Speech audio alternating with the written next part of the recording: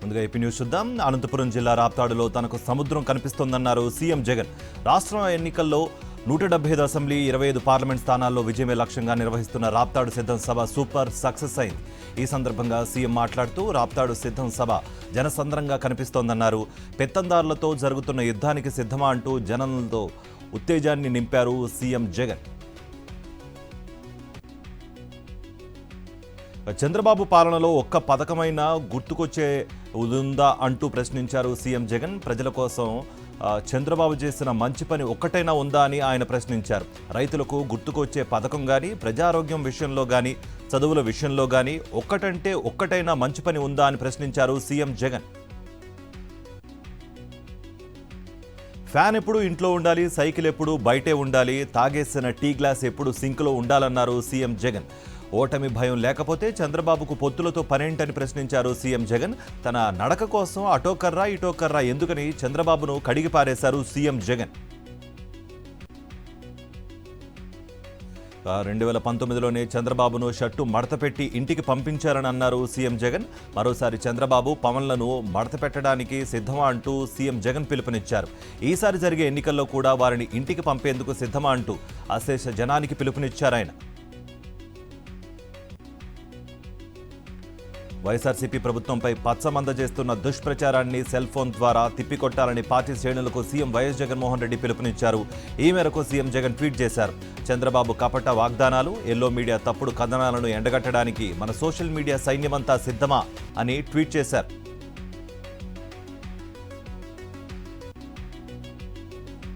జనసేన అధ్యక్షుడు Pawan కళ్యాణ్పై criminal case నమోదైంది. గత ఏడాది ఏలూరులో జనసేన అధ్యక్షుడు పవన్ కళ్యాణ్ వాలంటీర్లపై తీవ్రమైన అనుచిత వ్యాఖ్యలు చేశారు. దీంతో పాటుగా మహిళల అక్రమ రవాణాకు పాల్పడుతున్న వారికి సహకరిస్తున్నారని కూడా ఆరోపించారు. దీంతో మనస్తాపం చెందిన 4 వాలంటీర్లు గుంటూరు కోర్టును ఆశ్రయించారు. దీంతో న్యాయస్థానం పవన్ కళ్యాణ్ పైన క్రిమినల్ కేసు నమోదు చేయాలని ఆదేశించడంతో 499, 500 ఐపీసీ సెక్షన్లు కింద కేసు నమోదు చేశారు పోలీసులు. టీడీపీ అధినేత చంద్రబాబుపై తీవ్ర స్థాయిలో మండిపడ్డారు ఎమ్మెల్యే కరణం బలరాం. బాబు లాంటి దుర్మార్గుడు రాజకీయాల్లో మరొకరు లేరంటూ ఆరోపించారు. తనను గెలిపించాలని చెప్పుకునే చంద్రబాబు తన కొడుకు లోకేష్ని ఎందుకు గెలిపించుకోలేకపోయారు అంటూ ప్రశ్నించారు. పరిటాల, కోడెల విషయంలో నువ్వేం చేసావో నాకు తెలుసునన్నారు బలరాం. ఈ విషయాలపై తాను చర్చకు సిద్ధమా అన్నారు. టీడీపీలో కష్టపడి పనిచేసే నాయకులు, కార్యకర్తలకు విలువ లేదంటూ ఆరోపించారు. లోకేష్పై మంత్రి గుడివాడ అమర్నాథ్ తీవ్ర స్థాయిలో విమర్శలు చేశారు. సీఎం జగన్ దెబ్బకు లోకేష్ నాలుక, చంద్రబాబు కుర్చీ ఎప్పుడో మడత పడిపోయిందని అన్నారు. లోకేష్ నాలుక మడత తీస్తే కనీసం పదాలైనా సరిగ్గా పలుకుతారని ఎద్దేవా చేశారు. లోకేష్ ఎంత సీరియస్నెస్ క్రియేట్ చేసినా అతని ఫేస్కు సూట్ అవ్వదని సెటైర్లు వేశారు అమర్నాథ్.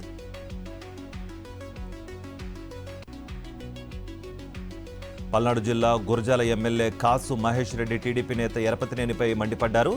పల్నాడు ప్రాంతంలో పల్నాటి దొంగ, డెకాయిట్, మైనింగ్ డాన్ అంటే ఆయనేనని అందరికీ తెలుసున్నట్టు ఫైర్ అయ్యారు. ఇక 2014 నుండి 2019 వరకు ఒక బందిపోటులా అక్రమ మైనింగ్ చేసి దోచుకున్నది కూడా ఆయనేనంటూ ఆరోపించారు. మాడుగల్లో మైనింగ్కి అనుమతులు ఉన్నాయా లేవా అని తెలుసుకునే బుర్ర కూడా లేని వ్యక్తి ఎరపతినేని శ్రీనివాసరావు అంటూ విమర్శించారు కాసు మహేష్ రెడ్డి. ఏపీలోని ప్రభుత్వ పాఠశాలల విద్యార్థులకు ఇచ్చే జగనన్న విద్యా కానుక కిట్ల పంపిణీకి ప్రణాళిక సిద్ధమైంది. రాష్ట్రంలోని 44,617 పాఠశాలల్లో చదువుతున్న సుమారు 40 లక్షల విద్యార్థులకు విద్యా కానుక అందించనున్నారు. ఈ మేరకు 1,042 కోట్లతో కిట్లను సిద్ధం చేస్తున్నారు. గత ఏడాది మాదిరిగానే 2024-25 విద్యా సంవత్సరంలో పాఠశాలలు తెరిచిన మొదటి రోజునే విద్యార్థులకు విద్యా కానుక అందించేందుకు పాఠశాల విద్యాశాఖ సిద్ధమవుతోంది. భారత నౌకాదళం అత్యంత ప్రతిష్టాత్మకంగా నిర్వహిస్తున్న అంతర్జాతీయ విన్యాసాలకు విశాఖ మహానగరం సిద్ధమైంది. నేటి నుంచి ఈ నెల 27 వరకు జరగనున్న మిలాన్ 2024 విన్యాసాల్లో 50కి పైగా దేశాలు పాల్గొనున్నాయి. స్నేహం, ఐక్యత, సహకారం థీమ్తో నిర్వహిస్తున్న ఈ కార్యక్రమం సాగర తీరంలో వివిధ దేశాల నౌకాదళాలు, యుద్ధ నౌకలు సందడి చేస్తున్నాయి. మిలాన్ వేడుకల్లో కీలకమైన సిటీ పెరేడ్కు ఈ నెల 22న ఉపరాష్ట్రపతి జగదీప్ ధన్కడ్తో పాటు సీఎం జగన్ హాజరు కానున్నారు. ముఖ్యమంత్రి జగన్మోహన్ రెడ్డి ప్రవేశపెట్టిన పథకాలకు ఆకర్షితులై ఇతర పార్టీ నాయకులు, కార్యకర్తలు వైసీపీలో చేరుతున్నారని డిప్యూటీ సీఎం బూడి ముత్యాల నాయుడు అన్నారు. అనకాపల్లి జిల్లా మాడుగులలో జరిగిన ఎంపీపీ ప్రమాణ స్వీకారం కార్యక్రమంలో మంత్రి బూడి పాల్గొన్నారు. అనంతరం మండల కార్యాలయంలో పలువురు వాలంటీర్లకు మంత్రి సేవారత్న, సేవామిత్ర అవార్డులు ప్రదానం చేసి వారిని సత్కరించారు. ఈ సందర్భంగా పలువురు టీడీపీ, జనసేన కార్యకర్తలు వైసీపీలో చేరారు. రాజ్యాంగ నిర్మాత డాక్టర్ బిఆర్ అంబేద్కర్ పై తన వ్యాఖ్యలను ఎల్లో మీడియా వక్రీకరించిందని ఆరోపించారు జూపూడి ప్రభాకర్ రావు. రామోజీరావు, చంద్రబాబు వ్యాపారాలు వాళ్ల తాతల పేర్లతో నడుపుకుంటున్నారని, తప్పుడు రాతలు రాస్తే అంబేద్కర్ వాదులను తిరగబడితే ఎలా ఉంటుందన్నారు. అబ్బా కొడుకులిద్దరూ సిద్ధం సభల్లో కుర్చీలను మడతపెట్టడానికే ఉపయోగపడతారని అన్నారు జూపూడి. తూర్పుగోదావరి జిల్లా దేవరపల్లి మండలం దేవరపల్లి గ్రామంలో సుమారు 5.51 కోట్ల వ్యయంతో నిర్మించిన పలు అభివృద్ధి కార్యక్రమాలను మంత్రి తానేటి వనిత ప్రారంభించారు. గోపాలపురం నియోజకవర్గం దేవరపల్లి మండలంలోని బందపురం, దోమంతునిగూడెం గ్రామాల్లో పలు అభివృద్ధి కార్యక్రమాల్లో భాగంగా గ్రామ సచివాలయాలు, ఆర్బీకేలను ఆమె ప్రారంభించారు. మహిళల సంక్షేమే లక్ష్యంగా ప్రభుత్వం పరిపాలన చేస్తోందని జంగారెడ్డిగూడెం మున్సిపల్ చైర్పర్సన్ బత్తిన నాగలక్ష్మి అన్నారు. స్థానిక బాలికల పాఠశాలలో 4వ విడత ఆసరా కార్యక్రమాన్ని నిర్వహించారు. ఈ సందర్భంగా 380 డ్వాక్రా సంఘాలకు 4.83 కోట్లు ఆసరా చెక్కులను నియోజకవర్గ సమన్వయకర్త విజయరాజుతో కలిసి పంపిణీ చేశారు. ఈ సందర్భంగా రాష్ట్రంలో సీఎం జగన్ ప్రతి ఒక్కరికి సంక్షేమ పథకాలు అందిస్తున్నారని, మరోసారి సీఎం జగన్ను ముఖ్యమంత్రిగా చేసుకోవాలన్నారు. ఎన్టీఆర్ జిల్లా తిరువూరు నియోజకవర్గ పరిధిలోని కొండూరు వైఎస్ఆర్సీపీ మండల ఆత్మీయ సమావేశంలో పాల్గొన్నారు నియోజకవర్గ ఇన్ఛార్జి స్వామిదాస్. ప్రతిపక్ష పార్టీలు కుయుక్తులు పన్నుతున్నాయని, వాటిని తిప్పికొట్టేందుకు కార్యకర్తలు అప్రమత్తంగా ఉండాలని సూచించారు. అలాగే సీఎం జగన్ను మళ్లీ గెలిపించుకునేందుకు ప్రజలందరూ సిద్ధంగా ఉన్నారని అన్నారు నియోజకవర్గ ఇన్ఛార్జి స్వామిదాస్. బాపట్ల జిల్లా మాటూరు మండలంలో పర్యటించారు. పర్చూరు నియోజకవర్గ వైఎస్ఆర్సీపీ ఇన్ఛార్జ్ ఆమంచి కృష్ణమోహన్. బొల్లాపల్లి గ్రామంలో నూతన సచివాలయాన్ని, వైఎస్ఆర్ రైతు భరోసా కేంద్రం, విలేజ్ హెల్త్ క్లినిక్లను ప్రారంభించారు. అనంతరం గడప గడపకి మన ప్రభుత్వం కార్యక్రమంలో పాల్గొన్నారు ఆమంచి కృష్ణమోహన్. అయితే డ్వాక్రా మహిళలకు ఇచ్చిన మాట ప్రకారం సీఎం జగన్ డ్వాక్రా రుణాలు పూర్తిగా మాఫీ చేశారని అన్నారు. పరిపాలనా వ్యవస్థలో మూల స్తంభాలుగా ఉన్న వాలంటీర్ల నిస్వార్థ సేవలకు చిరుకానుకగా నగదు పురస్కారాలు అందిస్తున్నట్లుగా మంత్రి పినిపే విశ్వరూప్ తెలిపారు. అంబేద్కర్ కోనసీమ జిల్లా అమలాపురం మండలం నడిపూడిలో జరిగిన వాలంటీర్లకు వందనం కార్యక్రమంలో ఆయన పాల్గొన్నారు. గ్రామ వార్డు వాలంటీర్ల విశిష్ట సేవలకు గుర్తింపుగా అందించే సేవా వజ్ర, సేవా రత్న, సేవామిత్ర నగదు పురస్కారాలను అర్హులైన వాలంటీర్లకు అందించి అభినందించారు. కృష్ణా జిల్లా గూడూరు మండలం ఆకుమర్లకు గూడూరు ప్యాక్స్ అధ్యక్షుడిగా కారుమంచి ప్రమాణ స్వీకారం చేశారు. ఈ కార్యక్రమానికి ముఖ్య అతిథిగా పాల్గొన్న పెడన్ నియోజకవర్గ ఇన్ఛార్జ్ ఉప్పల రాము సీఎం జగన్ వెంటే జనం ఉన్నారని అన్నారు. ఎంతమంది ఎన్ని పొత్తులు పెట్టుకున్నా 2024లో ముఖ్యమంత్రిగా వైఎస్ జగన్మోహన్ రెడ్డి మళ్లీ ప్రమాణ స్వీకారం చేస్తారని తెలిపారు. రాష్ట్రంలో ప్రతి కుటుంబానికి ఏదో ఒక సంక్షేమ పథకం అందిందని, లబ్ధిదారులే వైఎస్ జగన్ను మళ్లీ గెలిపించుకుంటారని అన్నారు.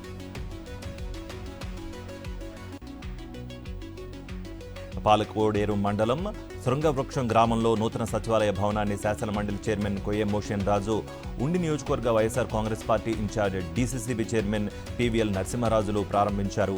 ఈ సందర్భంగా శాసనమండలి చైర్మన్ కొయ్యం మోషన్ రాజు మాట్లాడుతూ ఈ గ్రామానికి 3 సచివాలయాలను ప్రభుత్వం మంజూరు చేసిందని, గ్రామంలో 40 లక్షల రూపాయల నిధులతో గ్రామ సచివాలయం ప్రారంభించడం జరిగిందన్నారు.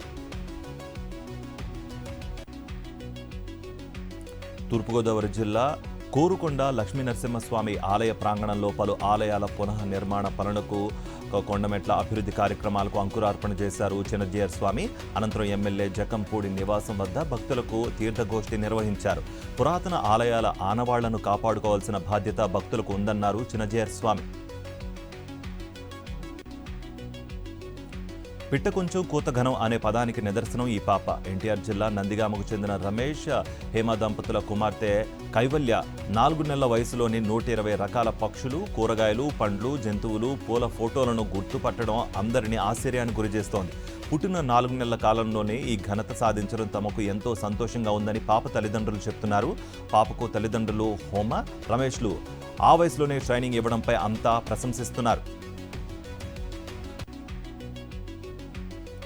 తెలంగాణ న్యూస్ కూడా చూద్దాం. హైదరాబాద్ నానక్రామగూడలో నూతనంగా నిర్మించిన తెలంగాణ రాష్ట్ర ఫైర్ సర్వీసెస్ ప్రధాన భవనాన్ని సీఎం రేవంత్ ప్రారంభించారు. గత 3 దశాబ్దాలుగా రాజకీయాలు ఎలా ఉన్నప్పటికీ హైదరాబాద్ అభివృద్ధి ఆగలేదన్నారు. ఇకపై హైదరాబాద్ నగరాన్ని అర్బన్, సెమీ అర్బన్, రూరల్ పేరిట విభజించి అభివృద్ధి చేస్తామన్నారు సీఎం రేవంత్. తన పాలనపై పానిక్ అవ్వాల్సిన అవసరం లేదన్నారు రేవంత్. భద్రాద్రి కొత్తగూడెం జిల్లా భద్రాచలంలోని ఐటీడీఏ కార్యాలయంలో పాలక మండలి సమావేశంలో డిప్యూటీ సీఎం మల్లు భట్టి విక్రమార్క, మంత్రులు కోమటిరెడ్డి వెంకటరెడ్డి, తుమ్మల నాగేశ్వరరావు పాల్గొన్నారు. ఐటీడీఏ పరిధిలో జరుగుతున్న విద్యా, వైద్యం, వ్యవసాయం, వివిధ అభివృద్ధి కార్యక్రమాలపై సమీక్ష సమావేశం నిర్వహించారు. పాలక మండలి సమావేశంలో మంత్రులతో పాటు ఖమ్మం, భద్రాద్రి కొత్తగూడెం, ములుగు, మహబూబాబాద్ జిల్లాల ప్రజాప్రతినిధులు, అధికారులు పాల్గొన్నారు.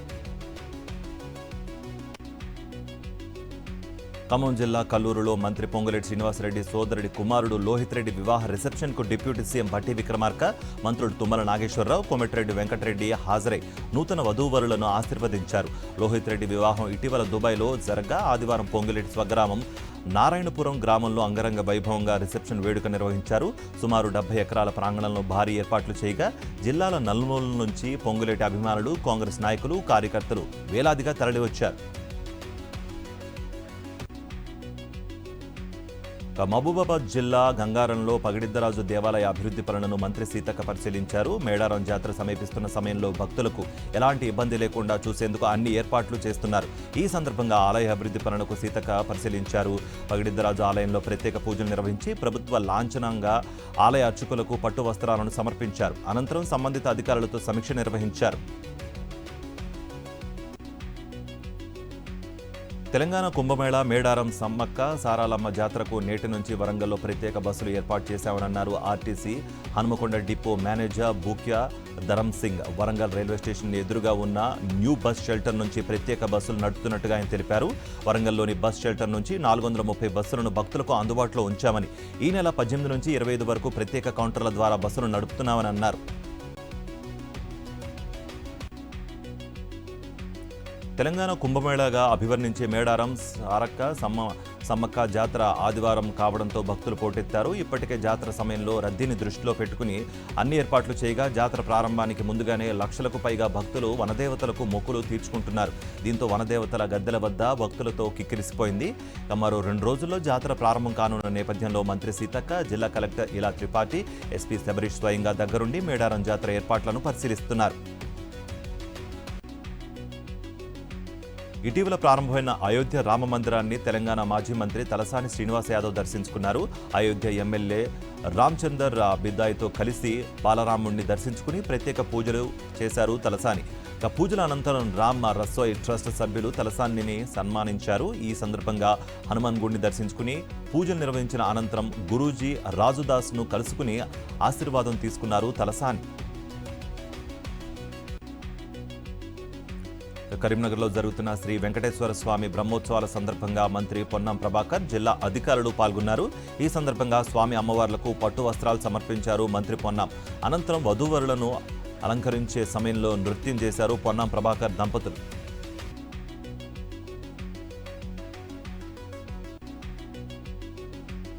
పదేళ్ల నరేంద్ర మోదీ ప్రభుత్వ పాలనను వివరిస్తూ హైదరాబాద్లోని మల్కాజ్గిరి పార్లమెంట్ పరిధిలో బీజేపీ నేత మల్య కుమురయ్య ఆధ్వర్యంలో జన చైతన్య యాత్ర చేపట్టారు. సైనిక్పురి నుంచి కుషాయిగూడ వెంకటేశ్వర స్వామి ఆలయం వరకు సుమారు 1000 మంది నాయకులు, కార్యకర్తలతో యాత్ర సాగింది. బీజేపీ ఎన్నో సంస్కరణలు చేసి దేశాన్ని అభివృద్ధి పదంలో నడిపిస్తోందని కొమురయ్య కొనియాడారు.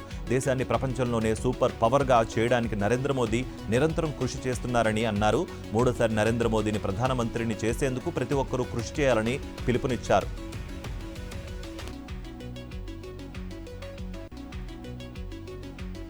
ఛత్తీస్గఢ్ రాష్ట్రంలోని సుక్మా జిల్లా పువర్తి గ్రామంలో 4 దశాబ్దాల తర్వాత జాతీయ పతాకాన్ని ఎగురవేశారు. మోస్ట్ వాంటెడ్ మావోయిస్ట్ జాబితాలో ఉన్న కేంద్ర కమిటీ సభ్యుడు Madvi Hidma, platoon number 1 battalion military company కమాండర్గా ఉన్న దేవా స్వగ్రామం పువర్తిలో పోలీస్ శిబిరం ఏర్పాటు చేశారు పోలీసు అధికారులు.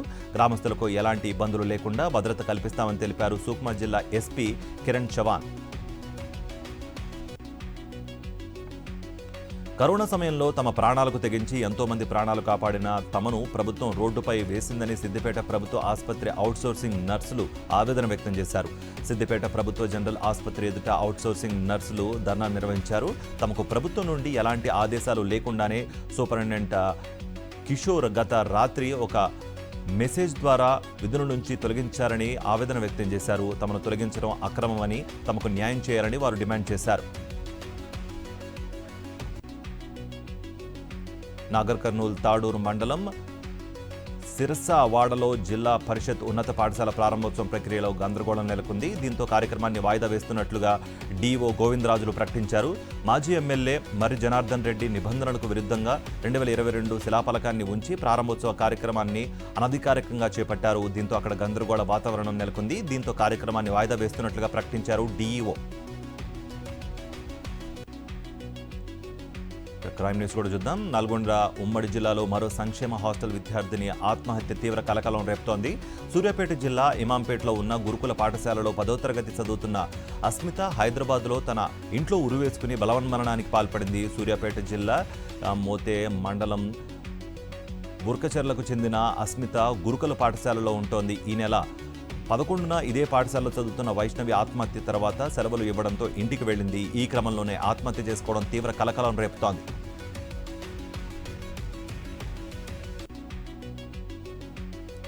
కరీంనగర్ మాతా శిశు ఆసుపత్రిలో 3 రోజుల శిశువు అదృశ్యం కావడం తీవ్ర కలకలం రేపింది. మొన్న ఫిబ్రవరి 16వ తేదీన బీహార్ మజఫర్ జిల్లాకు చెందిన నిర్మలాదేవి ఆడ శిశువుకు జన్మనిచ్చింది. సాధారణ ప్రసవం కాగా తల్లికి కొంత ఫిట్స్ లాగా రావడంతో ఇంటెన్సివ్ కేర్లో ఉంచారు. భర్త మనోజ్ రామ్ అన్న కొడుకును కాపలా ఉంచారు. కానీ తీరా చూస్తే 3 రోజుల ఆడ శిశువు కనిపించకుండా పోయింది. దీంతో మనోజ్ రామ్ ఆయన బంధువులు పోలీసులకు ఫిర్యాదు చేశారు. గత రాత్రి ఈ ఘటన జరగగా ఈ రోజు వెలుగులోకి వచ్చింది. పెళ్లి పేరుతో ఓ ఎస్ఐ మోసం చేసిన ఘటన సైదాబాద్లో జరిగింది. సిద్దిపేట కమిషనరేట్ పరిధిలో ఎస్ఐగా విధులు నిర్వహిస్తున్న అరుణ్ తనను పెళ్లి చేసుకుంటానని చెప్పి నమ్మించి మోసం చేశాడని ఓ యువతి ఆరోపిస్తూ పిఎస్లో ఫిర్యాదు చేసింది. గతంలో సైదాబాద్ పోలీస్ స్టేషన్లో ప్రొబేషన్ ఎస్ఐగా పనిచేస్తున్న సమయంలో ఫిర్యాదు చేయడానికి వచ్చిన యువతితో పరిచయం పెంచుకున్న ఎస్ఐ అరుణ్ ప్రేమ వ్యవహారం నడిపాడు. కేసు నమోదు చేసిన పోలీసులు దర్యాప్తు చేస్తున్నారు. పలు కేసుల్లో పట్టుబడ్డ నాటుసారాను పార్వతీపురం మన్యం జిల్లా కురుపాం మండల కేంద్రంలో డీఎస్పీ కృష్ణారావు ఆధ్వర్యంలో పోలీసులు ధ్వంసం చేశారు. కురుపాం, గుమ్మలక్ష్మీపురం, నీలకంఠాపురం పోలీస్ స్టేషన్ల పరిధిలో 22 కేసుల్లో పట్టుబడిన 857 లీటర్ల నాటుసారాను ధ్వంసం చేశామని ఎల్విన్పేట సిఐ సత్యనారాయణ తెలిపారు. నాటుసారా అమ్మినా తరలించిన అలాంటి వారిపై కఠిన చర్యలు తప్పవంటూ పోలీసులు హెచ్చరించారు. విజయనగరం జిల్లా బోండాపల్లి మండలంలోని రోళ్లవాక జంక్షన్ వద్ద పశుమాంసం వ్యర్థాలు తరలిస్తున్న వ్యాన్ను పట్టుకున్నారు బోండంపల్లి పోలీసులు. గంటకుమార్ అనే డ్రైవర్ను అదుపులో తీసుకున్న పోలీసులు కేసు నమోదు చేసుకుని దర్యాప్తు చేపట్టారు. ఒడిశా నుంచి గోదావరి జిల్లాలకు మాంసాన్ని తరలిస్తున్నట్టుగా పోలీసులు ప్రాథమిక విచారణలో గుర్తించారు. నేషనల్ న్యూస్ కూడా చూద్దాం. 10 ఏళ్ల తమ పాలనలో అవినీతి అంతం చేశామన్నారు ప్రధాని మోదీ. ఢిల్లీలో జరుగుతున్న బీజేపీ జాతీయ కౌన్సిల్ సమావేశాల 2వ రోజు కార్యక్రమంలో ఆయన పాల్గొన్నారు. తనకు రాజకీయాలు ముఖ్యం కాదని దేశమే ముఖ్యమన్నారు. దేశ ప్రజలే తన కుటుంబం అన్నారు ప్రధాని. రాబోయే ఎన్నికల్లో 400 స్థానాలు గెలిచేందుకు పార్టీ నేతలంతా కృషి చేయాలని అన్నారు. అభివృద్ధి విషయంలో ఇంకా ఎన్నో చేయాల్సి ఉందన్న ప్రధాని 2029లో ఒలింపిక్స్ నిర్వహించేందుకు సిద్ధంగా ఉన్నామని అన్నారు.